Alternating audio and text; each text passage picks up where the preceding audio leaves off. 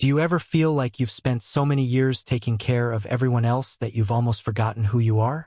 It's not uncommon, especially when you've been a parent, a spouse, a caregiver, always putting others first. But one day, you might find yourself asking, when was the last time I truly thought about me? If that sounds familiar, don't worry. You're not alone. This feeling is more common than you might think. Many of us reach a point in life where we've given so much that we've lost a little piece of ourselves along the way. But what if I told you that you can find yourself again? That even at this stage in life, you can rediscover the joy, peace, and purpose that you deserve. It's not too late, and the journey to reconnecting with yourself starts with one simple choice: to put you first without guilt. 1. The invisible weight. For years, you've likely worn the invisible weight of responsibility, haven't you? The unspoken duty of being a parent, a spouse, a caregiver. It's not something you necessarily chose, but rather something that became a part of who you are. You probably remember those early years, full of energy, full of hope, full of life. But as the years go by, something shifts. The energy starts to drain. The joy feels harder to find. And the person you once knew seems a little more distant. The person in the mirror, well, sometimes it feels like you don't even recognize them anymore. That's the reality for so many of us as we get older. We give and give, often so much that we forget to give back to ourselves. And along the way, we might lose the sense of who we are underneath all those roles and responsibilities. You might be thinking, I've been a good partner, a good mother, a good friend, but when did I stop being me? And here's the thing, society doesn't make it easy. We're constantly told that the good person is the one who puts others first. We're taught that sacrifice is noble, that our worth comes from how much we can give to others. And for a while, that feels okay. You find joy in taking care of your family, in supporting friends, in doing what needs to be done. But somewhere along the way, you start to lose touch with the person you were before all the responsibilities. You start to wonder if it's even okay to take a step back, to think about yourself. You might even feel guilty for wanting to prioritize your own needs, thinking, what about everyone else? But the truth is, in taking care of you, you're doing just as much for others, because when you feel whole again, your relationships and your life will start to shine in a way that's more balanced, more sustainable. But right now, it feels like a heavy burden, doesn't it? This invisible weight that no one can see, but you feel every single day. It's like you're carrying it all on your own. And sometimes, it's hard to even know where to begin letting go. But let me tell you, it's okay to feel like this. It's okay to acknowledge the weight. You're not selfish. You're not wrong for wanting more. And it's not a sign of weakness. It's a sign of strength. The strength it takes to finally recognize that you deserve to breathe again. 2. The awakening moment. Imagine this. It's your birthday. You're surrounded by love. Your family, your friends, all gathered to celebrate you. There's cake, laughter, and smiles everywhere. But in the middle of it all, you're not really there, are you? You've probably been in moments like this, haven't you? When everyone is so happy, but inside, you're somewhere else entirely. You look around and think, how did I get here? How did I end up feeling so disconnected? For Sophia, a 58-year-old woman like many of us, that moment came on her birthday. She was surrounded by her children and grandchildren, people who loved her dearly, yet a voice inside her whispered, I don't know who I am anymore. It wasn't a loud voice, but it was impossible to ignore. Have you ever felt that? Like you're playing a role, but the person underneath it all, the person you used to be, feels like a stranger? Can be disorienting, can't it? Sophia's moment wasn't some dramatic breakdown or crisis. It wasn't a sudden epiphany. It was quieter than that. It was just that feeling, that nagging sense that maybe, just maybe, it was time to rediscover herself. Time to ask, what about me? Without guilt, without hesitation. In that instant, Sophia realized she had been so focused on caring for everyone else, as we all do, that she had forgotten to care for herself. Not in a selfish way, but in a way that was necessary for her own well-being. She had poured everything into others, and now it was time to ask the question, what do I need? And I know it might feel hard to take that first step, to admit that you've lost a bit of yourself along the way. There's often a sense of guilt, like, How could I possibly focus on myself when everyone else depends on me? But let me tell you, it's not about abandoning those you love. It's about giving yourself permission to exist as you, outside of all the roles that have defined you. It's about realizing that your happiness, your peace, matters too.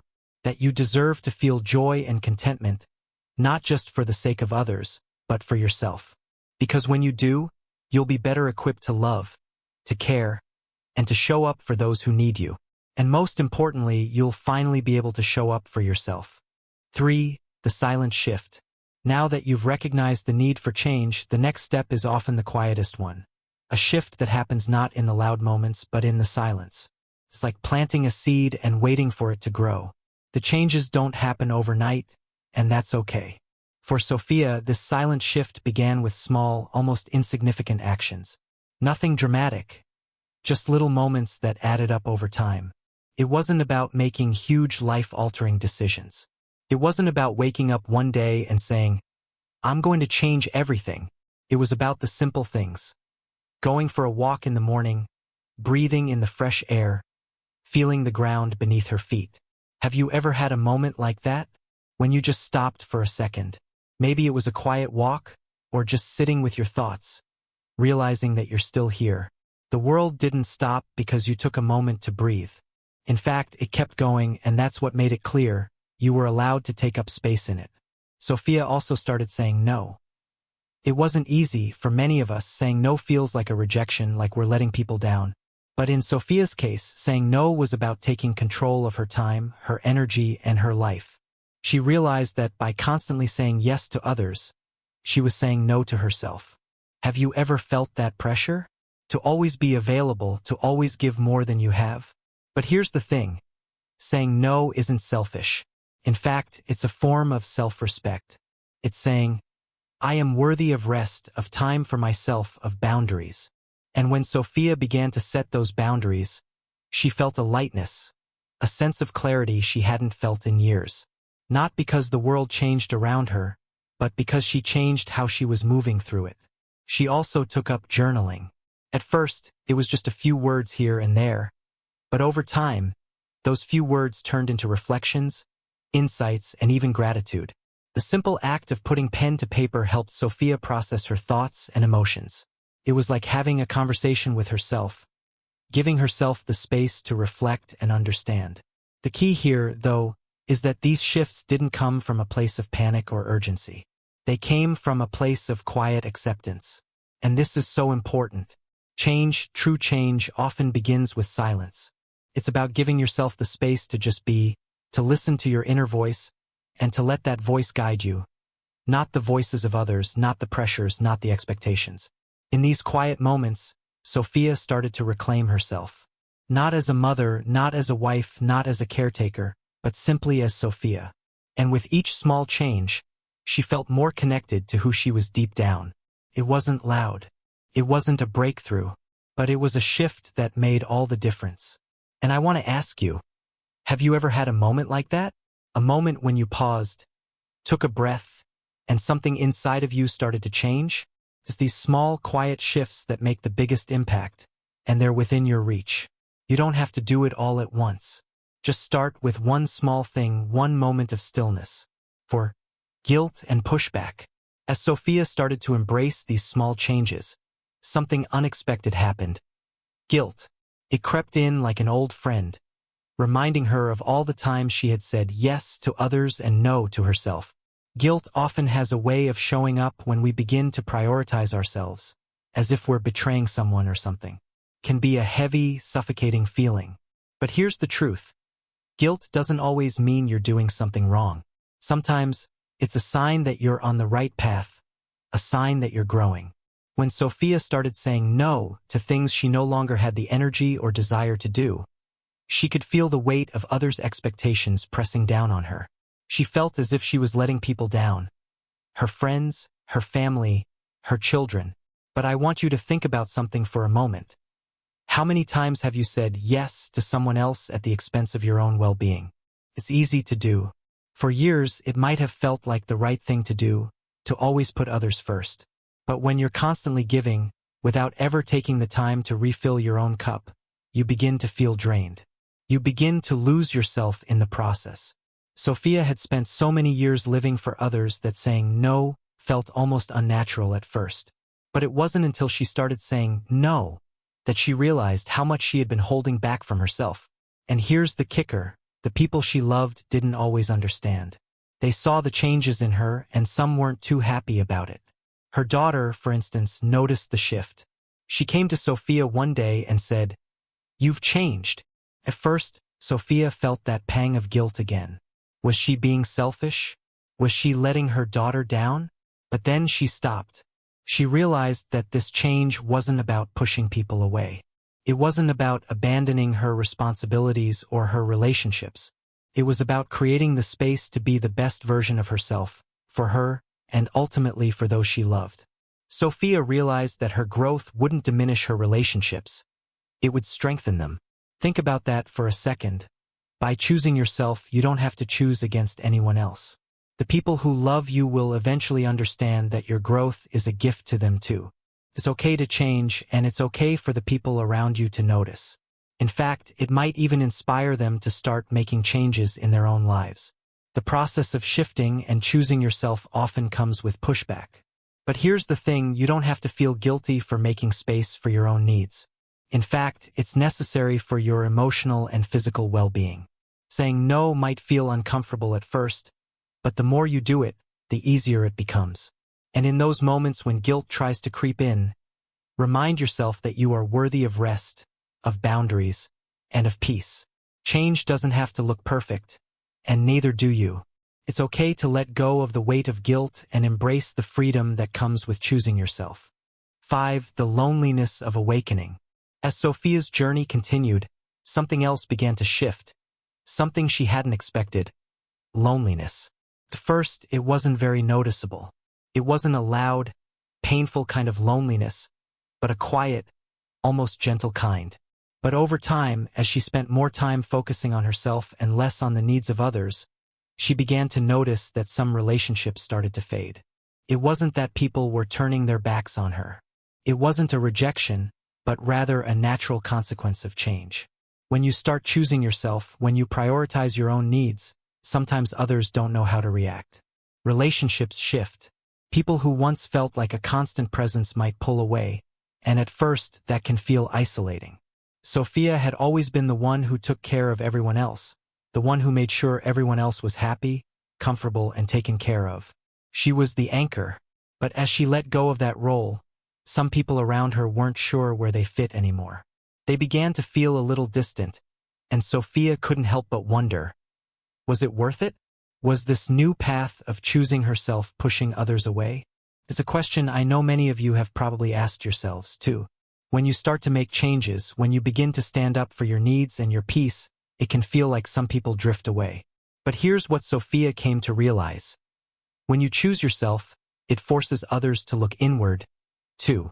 It forces them to confront their own stillness, their own needs, and their own choices. And that's not a bad thing. In fact, sometimes it's exactly what they need, even if it doesn't feel that way in the moment. When you start living more authentically, it can challenge those around you to do the same. It's not always comfortable, but it can be incredibly powerful. Sophia came to understand that solitude, that quiet space, wasn't a punishment. It wasn't something to fear. In fact, it became a sacred space. A place where she could listen to her own thoughts, process her emotions, and rediscover the parts of herself she had long ignored. This solitude became a teacher, guiding her back to her true self. Now, I want you to think about your own life for a moment. Have you ever felt that quiet loneliness when you started making changes? That feeling of being in between two worlds, one where you are still tied to the old ways of thinking, and another where you are slowly emerging into a new version of yourself. It's not an easy space to be in. It can feel like a waiting room, a pause in your life where you're not sure what comes next. But what Sophia found, and what I hope you find too, is that loneliness doesn't have to be a negative experience. It can be a time of reflection and growth, a space where you can rediscover who you truly are without the noise of expectations and demands. It's in these moments of quiet that we find clarity, and sometimes even peace. As Sophia sat in the silence, she realized that the loneliness wasn't a sign that she was losing something. It was a sign that she was gaining something, her own sense of self. And in that space, she found strength.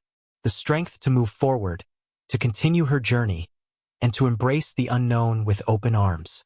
So, if you're feeling that loneliness right now, I want you to sit with it for a moment. Don't run from it.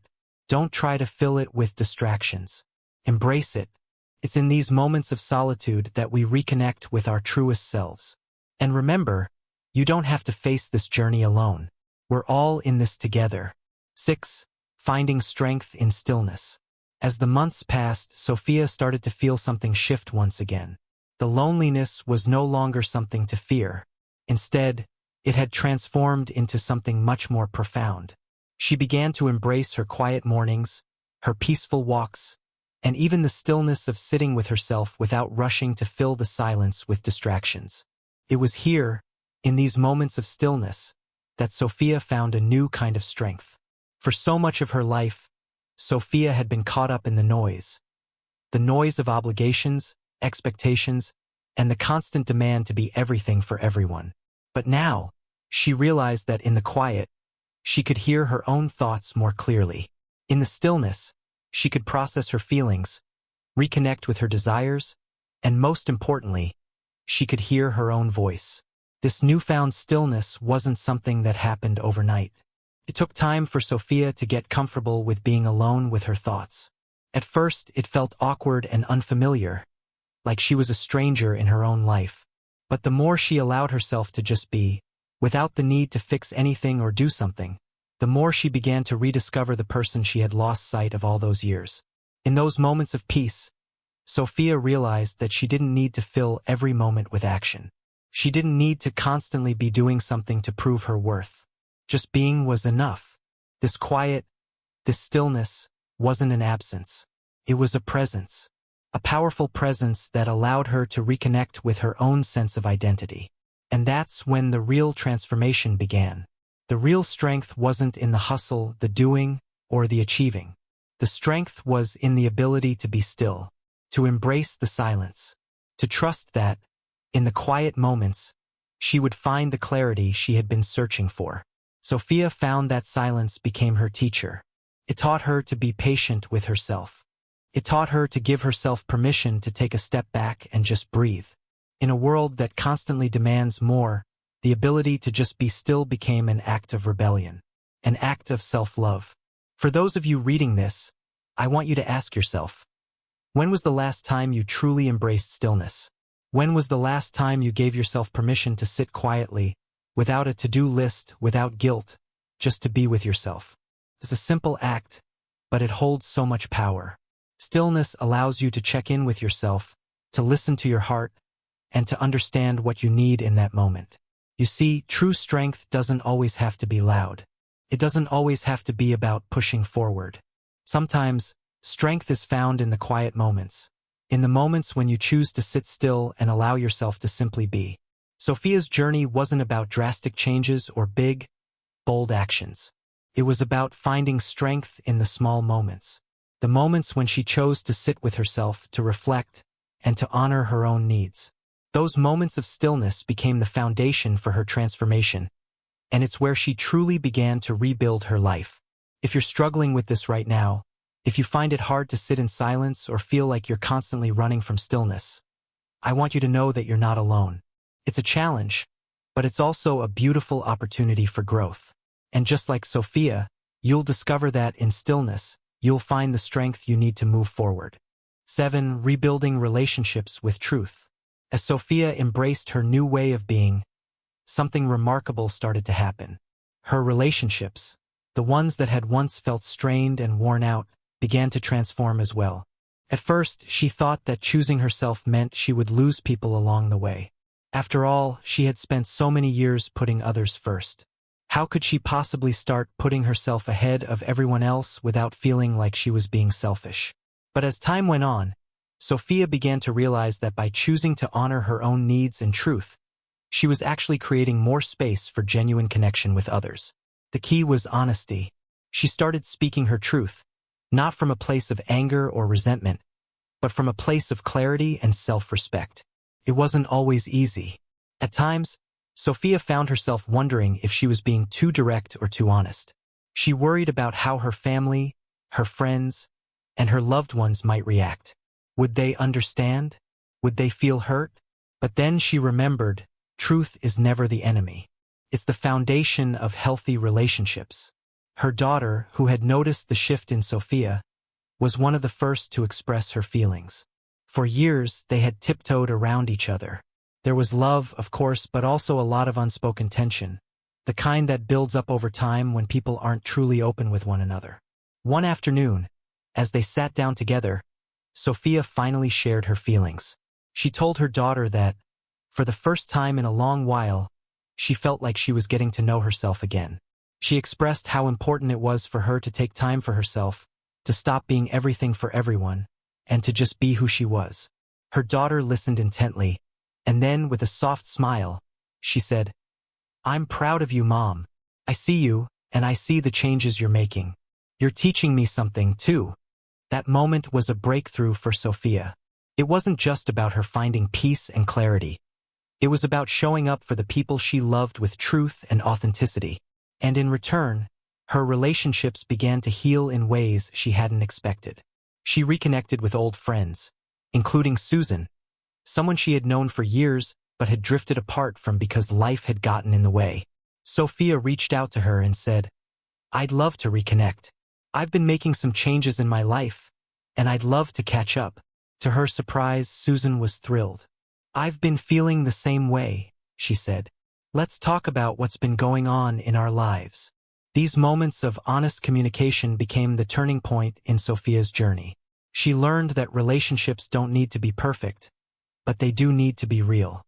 It was the truth that allowed her to rebuild connections, not only with others but also with herself.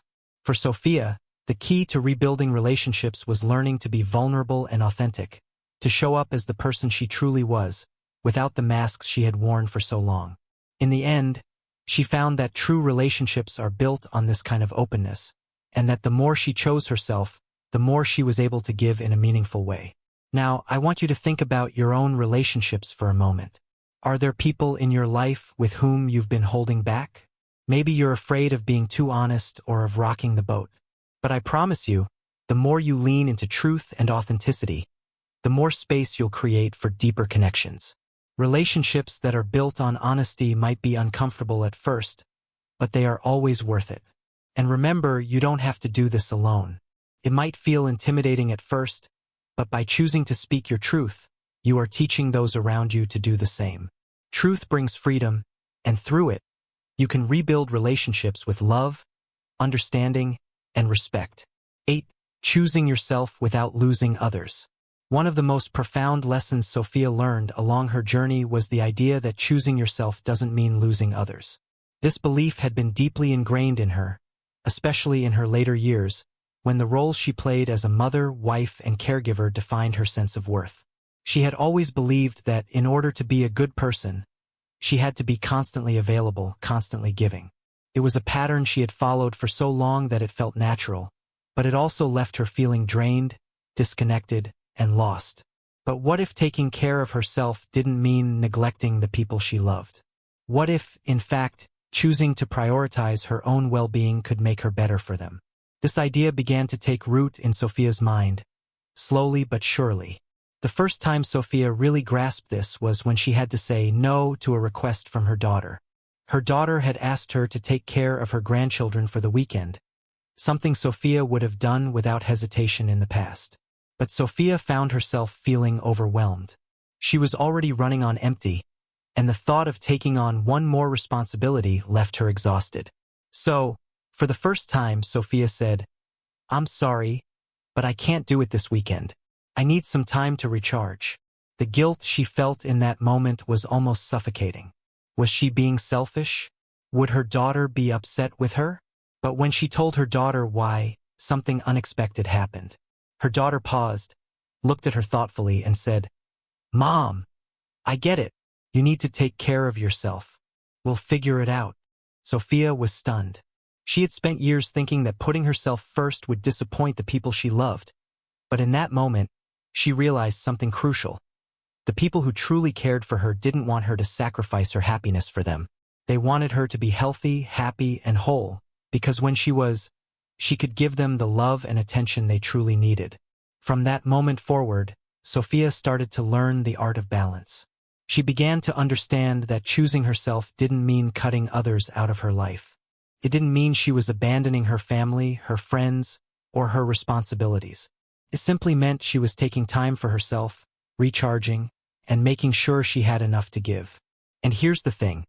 By choosing herself, Sophia became a better version of the person she had always wanted to be. She had more energy, more patience, and more joy to share with those around her.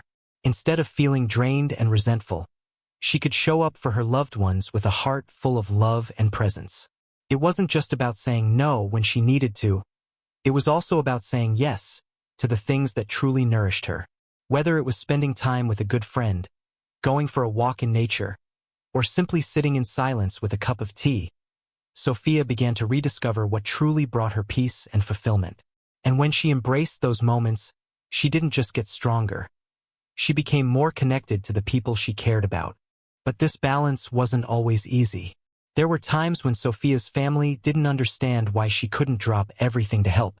There were moments when the guilt resurfaced, and she worried that by choosing herself, she was being selfish or letting people down.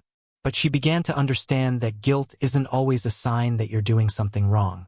Sometimes, guilt is a signal that you're growing, that you're setting boundaries and learning to value your own well-being. One evening, as Sophia sat down with her husband, she shared how much she had struggled with this shift. She told him, "I've always been the one who gave, who put others first. I'm scared that if I keep saying no, people will think I'm not there for them anymore." Her husband listened quietly, then took her hand. "Sophia, I've seen how hard you've worked, how much you've given. I think it's good for you to take time for yourself. It doesn't mean you love us any less.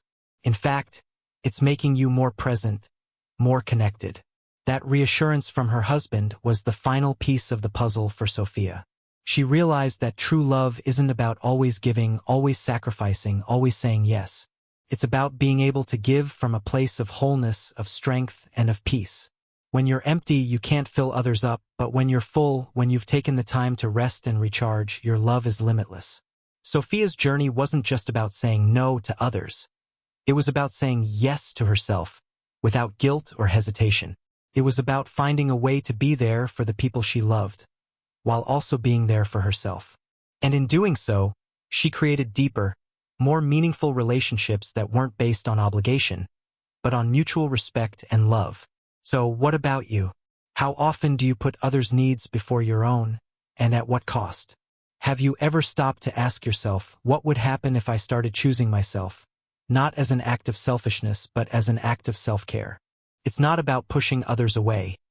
It's about embracing your own worth so you can give more of yourself to the people you love.